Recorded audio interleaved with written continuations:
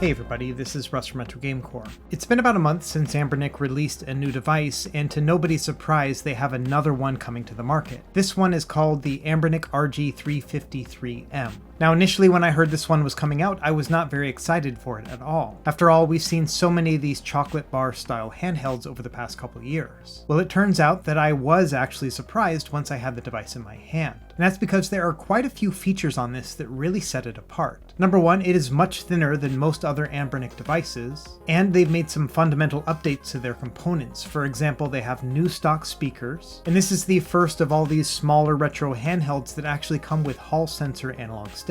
They've also made a small design change with their shoulder buttons. These are now more akin to what you would find on the RG280V. And in addition to these small but welcome updates to their components, the RG353M stands on the shoulders of all the other devices they've created before. In fact, this device feels a little bit like a greatest hits or best of compilation, because for once Anbernic is releasing a handheld that has all the features that I would look for in a device. And so over the course of my time reviewing the RG353M, I had a bit of an epiphany, and that was that this may very well be the best 4x3 device that Anbernic has released to date. The big question here is going to be whether or not you already own an Anbernic device and whether or not it's worth it to upgrade. And so that's what I'm going to try to cover here in this review. And so without any further delay, let's dive right in.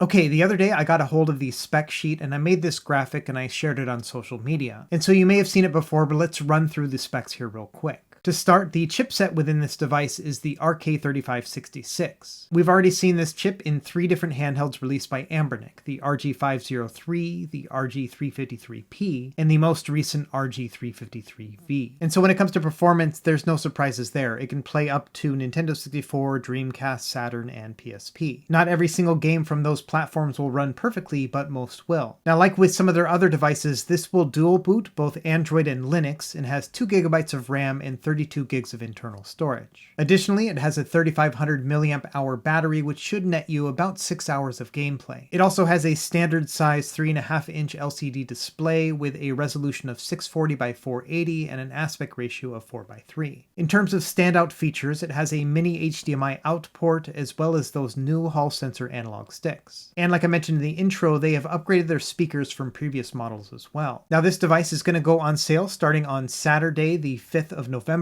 and the introductory price is going to be $136. After a few days, it's going to bump up to its standard retail price of $146 altogether. That is a little bit higher than the other plastic models that have the same chipset, but the metal manufacturing process is quite a bit more expensive, so these are usually more expensive than the plastic version. However, one note I want to make here is that I've heard that Anbernic is going to start charging shipping with this device and beyond. Apparently, they've changed out their distribution model, and so no longer are they going to be offering free shipping. And I'm not sure what that price difference is going to be, but that is something to consider in the future. Okay, let's move on to the unboxing here. There are 2 different colors available for this device. There's one called Deep Purple and another called Blue. For today's video, I'm going to be unboxing the purple version. Inside the box, you're going to find a tempered glass screen protector, and mine also came with an SD card loaded up with games. Additionally, there is a USB-C charging cable and then a user manual. This is going to be helpful if you've never used one of these products before. It'll have a listing of hotkeys and how to add games and things like that. And so here is the big reveal. Now, first impression is that I love there's no large Anbernic logo here on the front. The second thing that caught my eye is that this device is quite a bit thinner than the standard Anbernic devices as well. And we'll measure this here in a moment, but man, it is immediately apparent as soon as you pick up the device. As a whole, it seems to be pretty true to the standard Anbernic design. We have these rubber pads on the back, and we still have inline shoulder buttons, as you can see. But to be fair, when it comes to a 3.5-inch display device like this one here, I don't really mind the inline shoulders like this. It's only when they start trying to put that on larger devices that it gets really uncomfortable. So now let's talk about these Hall sensor analog sticks. When you just use them like this with the device powered off, they just feel a little bit looser than the standard Nintendo Switch style sticks that you may be used to. The pad on the top is a little bit grippier than usual, but other than that, I don't really see any big changes, at least until you turn it on. But as I'll show later on in the video, there is a night and day difference when you're actually using this in game. In fact, these are now my favorite small analog sticks on any of these handheld devices. I love the fact that they're quite a bit bigger than what you would find on the Retroid Pocket 3 or the AYN Odin, but still nice and compact. Okay, let's take a look at the I/O at the top of the device next. To start, we have the headphone jack on the left, then an OTG plug, which will allow you to plug in controllers or other peripherals. Then we have a mini HDMI port, then the USB charging port, and then a function button. On previous devices, they tended to put the function button right next to the reset button, so I'm glad that they've differentiated the two right here. And so next we have the shoulder and trigger buttons. In previous models, the L2 and R2 buttons only stuck out a little bit more from the shoulder buttons. But as you can see with this new design, they stick out quite a bit more. It actually makes it very easy to differentiate between the two, and they are nice and clicky and easy to press down on. These are just using your standard dome style micro switches here.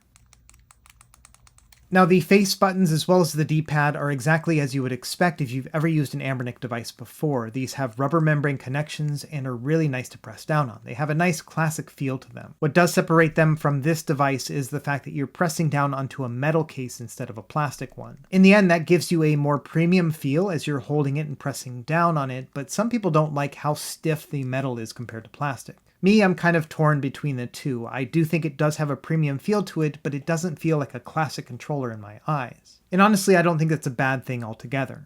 You may notice that the sides of the device are a little bit different of a material. That's because they're made out of plastic to allow for the Wi-Fi and Bluetooth antennas. Okay, now let's take a look at the bottom. Like I mentioned, we have new stock speakers. I will check those here in a moment. And as always, we have two micro SD card slots. Now, when you buy the device, it's going to come with a 16GB card, and this is going to be your Linux operating system in here. However, if you'd like, you can spend a little bit more, and they'll also ship a 64GB card that you can use as well. This one will go in the second slot and will be filled up with games. Now, in terms of logo, the back is the only place that it will actually say the words Anbernic. As I mentioned before, on the front, they don't have that decal anymore. Let's take a quick look at the screen here. This is OCA laminated, so it's going to look nice and crisp, and the bezels on this are pretty small as well. And so overall, this is easily the most compact of any of the horizontal handhelds that Anbernic has made to date. To give you a comparison, here is the RG351MP, which came out last year. Now in terms of length, they are just about the same size. They're about 5 3/4 inches across. If anything, I would say the 353M is about 1/4 inch less wide. However, when you look at the height between the two, you can see there's a night and day difference here. But I think the measurement of width and height here doesn't really give it justice to how small this actually is. For me, it's the thinness that makes a really big difference. As you can see, the 353M is about 15.7 millimeters in thickness. By contrast, the 351MP is 18.4. Altogether, that is a 15% decrease in overall thickness. So now let's compare it to other devices that are of similar power but also have 3.5-inch displays. And I think among the four, it's pretty clear that the 353M is quite a bit smaller. The 353V is also nice and compact, but it is quite a bit thicker because of those slope shoulder buttons here on the back. And so it's not quite as easy as the 353M to slip in and out of a pocket. Similarly, the RG353P here is quite a bit thicker near the top and a lot longer as well. To me, this is definitely not a pocketable device. And the Retroid Pocket 2 Plus is about 1 millimeter thicker at the base than the 353M, and it also has the stacked shoulder buttons which make it stick out even further than that. And so yes, among all of these other devices that are of similar shape, the 353M is quite a bit smaller. But you may be wondering how heavy it is since it's made out of metal. Well, it's 232 grams altogether. That is about 40 grams less than the 351MP, but surprisingly, it's not that far off from the other devices here. We have 190 for the 353V and 215 for the 353P. And finally, the Retroid Pocket 2 Plus is about 199 grams altogether. And so overall, I was really impressed by how thin and compact the 353M is altogether. So now let's do a screen comparison between the similarly priced and performant devices. To start, you can see that the 353P doesn't quite have the richness of color as the 353M, and I would also say that the color balance is a little bit better on the metal model as well. And it's almost the exact same results when you look at the 353V. And so among these three devices here, I would say the 353M has the better screen. However, I still think the best 3.5-inch display goes to the 351MP. As you can see right here, the colors are a little bit more rich on the bottom one, but I think the color balance on the 351MP is always been a little bit skewed too far to the red. In that regard, I would say the 353M on top has the most balanced colors among all of these. So long story short, this is a great screen, but not the best I've ever seen. So now let's go ahead and add my SD card here and boot the device up. If you're not familiar with the stock operating system that comes with these devices, it is based on a Linux-based custom firmware called Batocera. And they've been using this same setup for about 4 devices now in a row. And to be honest, it's not terrible. You're able to navigate between the different systems, and then you can go into each of these systems and pick your game from there. And that stock SD card with 64 gigabytes has thousands of games already loaded up. And so for this initial testing here, I'm going to use the stock games using the stock firmware, and we'll just kind of see how the experience is. When it comes to just overall feel of D-pad centric gaming, playing a platform like Donkey Kong Country, it feels great. Like I mentioned previously, this has a premium feel to it, and not quite that classic style from the 80s, but something a little bit more elevated. And so yes, I think it's a very nice experience to play a game with a premium shell like this. It may not be the most authentic feeling in the world, but man, it's still pretty nice. Now typically to close out of games on these Linux-based firmwares, you would press select and start. But on the Anbernic firmware, they expect you to press the function button up top and then the start button there. It's a little bit awkward initially to get used to that pattern, but after a few minutes it feels kind of natural. And so I'm not going to spend a lot of time talking about performance in this video because it's been well hashed over the past 4 devices they've released. But I will say that all of your classic systems, everything from Game Boy all the way up to the 16-bit and even 32-bit era are all going to play flawlessly. And most of these games are going to play in an aspect ratio that is rather fitting for the 4:3 display. Game Boy and Game Boy Color will have some black bars on the left and right by virtue of being a 10:9 aspect ratio. And a similar story with Game Boy Advance. It's going to have black bars at the top and the bottom because it's trying to emulate a 3:2 screen. But I think overall those dimensions still fit very well within 4:3, and it's not something you would usually notice. Now, in addition to being able to play the 16 and 32-bit systems with no problem, some of these will actually allow you to use some of those heavyweight shaders as well if you're into that. And so not only will you have a nice playing experience, but you can really tailor it to your needs if you want to go that route. When it comes to playing fighting games with this D-pad, it is a little bit stiff. A lot of that has to do with the fact that you're pressing down with a plastic component onto a metal shell. It's just not as forgiving as something like a plastic gamepad. However, I think after a day or two, you'll probably get used to the feel of it and you won't have any problems there.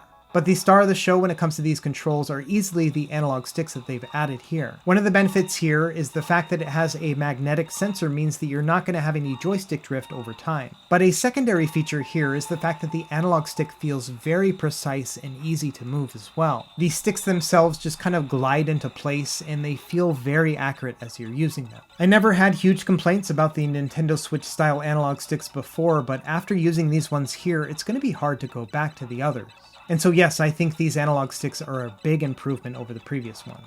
Now there may be some tweaking you will want to do within some of these emulators to get the best graphics and performance. For example, by default, the PS1 emulator uses the 16-bit version of RetroArch, but if you go into the settings and change it to the 32-bit version, you'll then have the ability to go into the core options and double the resolution, and it'll look really good. And all of the PS1 games are going to play at full speed even with double resolution, so I recommend changing that setting. You can get similar performance with the Nintendo DS emulator called Drastic. You can just go into the settings there and then change it to the high resolution. This will double the graphical fidelity and all the games are going to look great. Now on this Linux-based version of Drastic, there are no touchscreen controls, and so you'll have to navigate through everything using the buttons, but on the Android side, you will be able to use the touchscreen controls there. Moving over to Nintendo 64, these are running at a 240p or 1x resolution by default, and there will be some games where you can go into the core options and double it from there. But if you want to make sure that most of the games that you pop into there are going to play at full speed, I would recommend just keeping it at 240p and then bumping it up if you feel like it.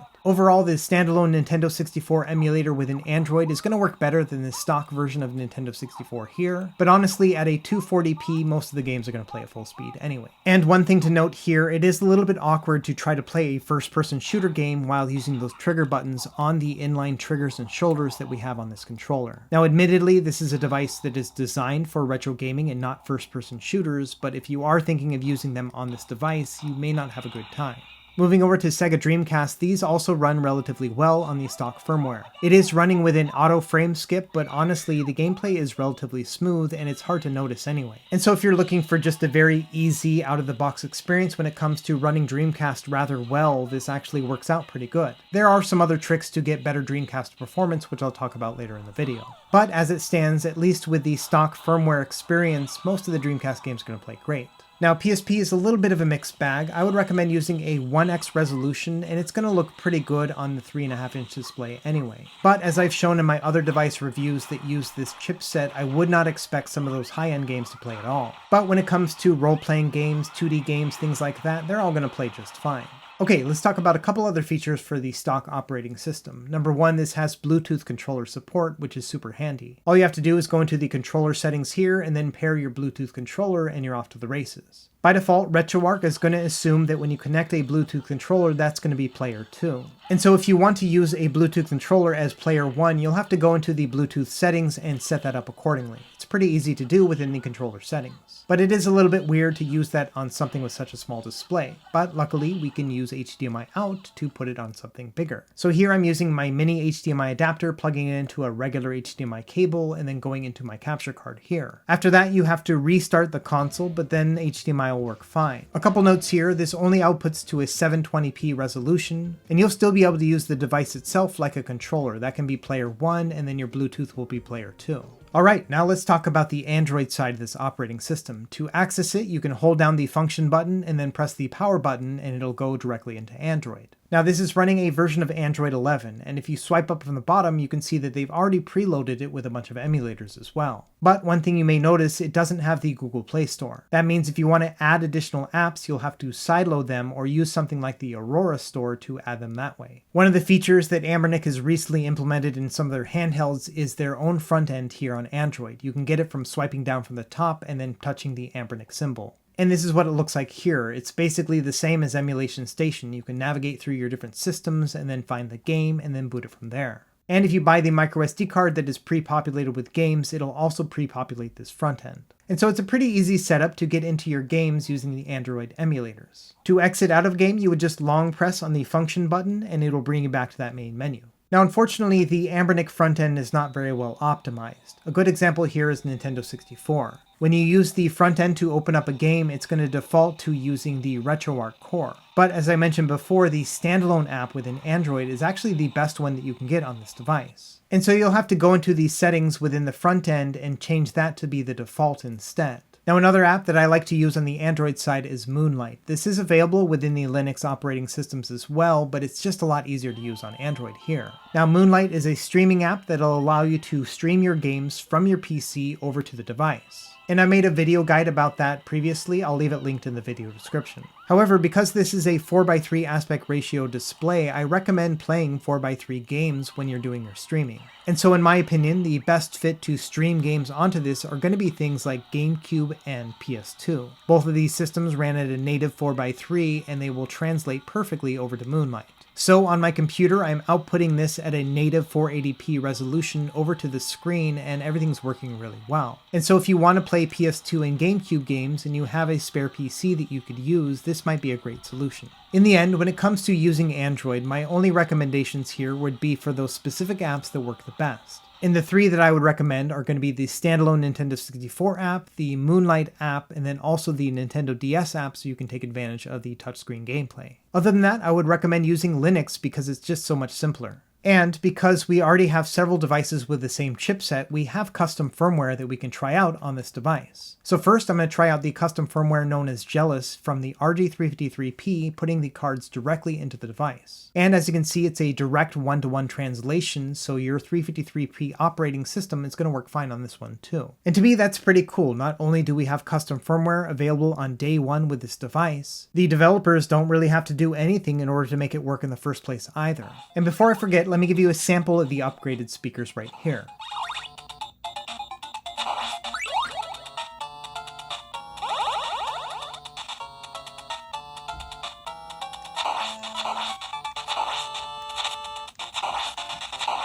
And so yeah, I think these are a little bit more bright and clear than the previous speakers, and they don't get as distorted at higher volumes.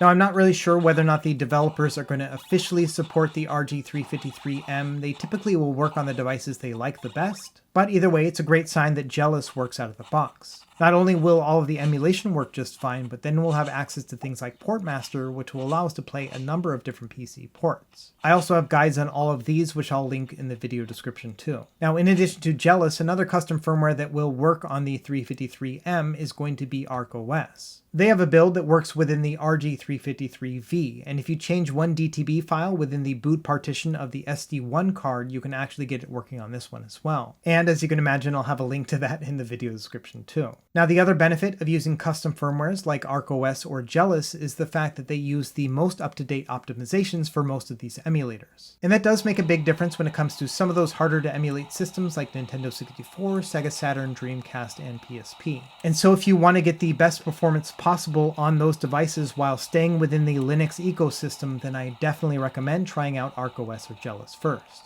Not only do they have a wider range of support beyond the stock firmware, but they're going to work better as well. And to top it off, you have a lot more customization options compared to the stock firmware too. Okay, so that's what you can expect of the RG353M. Let's now talk about what I like and what I don't like about the device. To start, I really like how surprisingly compact this device is. Not only is it much thinner than I thought it would be, but it just feels really nice and small in the hand. On top of that, I think it's relatively lightweight for being a metal device. This is something I wouldn't mind carrying around in my pocket. Additionally, I think that these analog sticks are now the best in the business when it comes to these smaller devices. They remind me the most of the analog sticks that are found on the Aya Neo Air handheld PCs. Those are devices that cost anywhere from $500 and beyond, and so it's pretty cool to see this in something a little bit more cheap. And as expected, because this is an Anbernic device, it has reliably good controls. The buttons are really nice to press down on, and the D-pad is accurate and has nice diagonals as well. I'm also happy to find that unofficially, custom firmware does work with this device on day one. This time last year, it used to take months for custom firmware to start working on a new device when it released. In the end, this feels like a best-of metal device. It takes all the great features from previous devices like the RG350M, the RG351M, and the RG351MP, but also doesn't have any of the glaring issues that each of those devices had as well. But of course, the RG353M is not perfect. Let's talk about what I don't like. Number one, when you play some of those harder to emulate systems and you really start working that CPU, the device itself does get warm to the touch. Now, I've heard that some people like that, but for somebody who lives in Hawaii, that is not super cool. Additionally, while I do appreciate all the added features and components to this device, it still does feel like an incremental update over the previous devices that Anbernic has released. This is not a fundamental upgrade from many of the other devices that they have in their catalog.